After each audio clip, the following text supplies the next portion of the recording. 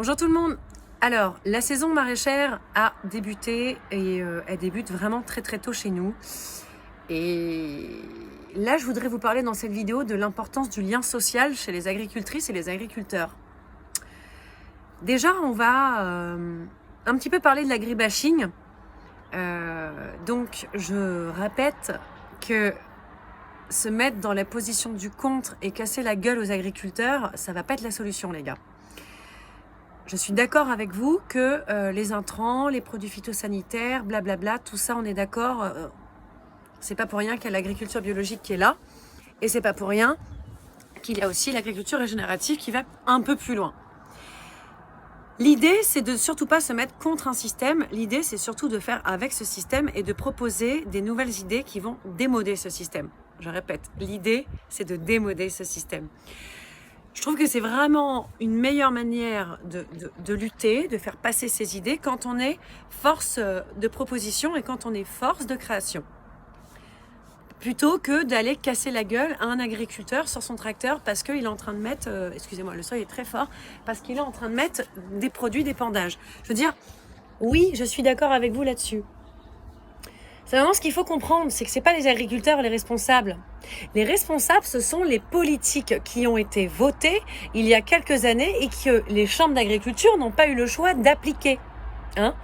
Récemment, j'ai eu une conversation avec un directeur d'une chambre d'agriculture dans une autre région, super, et qui m'expliquait bien à quel point les politiques agricoles qui on va dire, étaient imposées dans les chambres, eh bien, elles étaient bien souvent basées sur des business plans dont les importations et les exportations font que il y a une paupérisation chez les agriculteurs, d'accord ?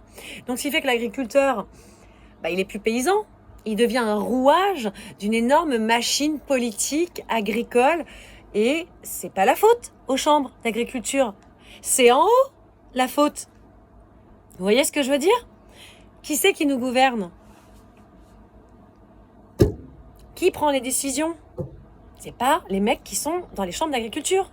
Les mecs et les meufs qui sont dans la chambre d'agriculture, ce sont eux qui appliquent les politiques qu'on leur impose. Et donc les agriculteurs, nous, eh bien, on a des contrôles. Si en plus de ça, on est subventionné, dans ces cas-là, il faut vraiment qu'on respecte le calendrier qui nous est imposé. Vous voyez, en fait, c'est une grande organisation agroalimentaire. Donc, les responsables là-dedans, c'est vraiment pas les agriculteurs. Voilà. Donc ça, c'était mon petit coup de gueule sur arrêter l'agribashing. Essayer de comprendre un peu plus avec subtilité quel est le monde agricole. Il n'est pas facile. S'installer, c'est une galère. Être agriculteur, c'est être pauvre aujourd'hui, à part si tu es subventionné. Et il y en a quelques-uns qui s'en sortent bien et alléluia pour eux. Mais ceux qui ne sont pas subventionnés, ça galère. Ça dépend des bras maintenant étrangers. On fait venir les Espagnols, les Marocains, les Tunisiens pour venir ramasser nos melons parce que nous-mêmes, on n'a pas envie d'aller ramasser les melons parce qu'on a week-end ou qu'on a piscine. Et c'est là où est mon premier point d'aujourd'hui. Si vous voulez être dans la résilience alimentaire, si vous voulez être dans « oui, moi je veux des produits bio, je veux des... » Mais en fait, les gars, il va falloir un peu plus socialiser avec les agriculteurs. Parce que quand ils sont confinés, là, quand il y a encore un confinement, là, c'est des bras en moins, c'est des gens qui passent pas la frontière, donc c'est des main-d'œuvre qui ne coûtent pas cher parce que les agriculteurs, ils sont pas riches, à part ceux qui sont conventionnés. Comment ça se passe ? Ils sont obligés de faire venir des bras étrangers. Et là, quand ils viennent pas, il y a personne. L'année dernière, on a eu beaucoup de production et on a eu des pertes parce que les produits n'ont pas été récoltés. Les pommes de terre n'ont pas été récoltées, les fraises n'ont pas été récoltées, les tomates n'ont pas été récoltées parce que les frontières étaient fermées, parce que les gens ne pouvaient pas venir, parce que Covid. Alors, qu'est-ce qui se passe ?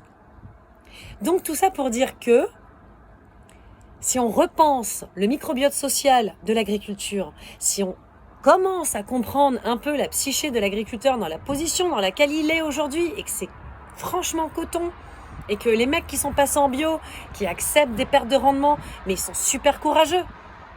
Ils acceptent d'être moins mécanisés, de mettre moins d'engrais et que ça va moins pousser parce que la nature, elle va mettre un certain temps, comme je vous l'expliquais, à cicatriser. Alors, dans l'urgence, il va falloir attendre. Mais dans l'urgence, il va falloir se faire confiance et il va falloir refaire du maillage social avec les agriculteurs et les agricultrices.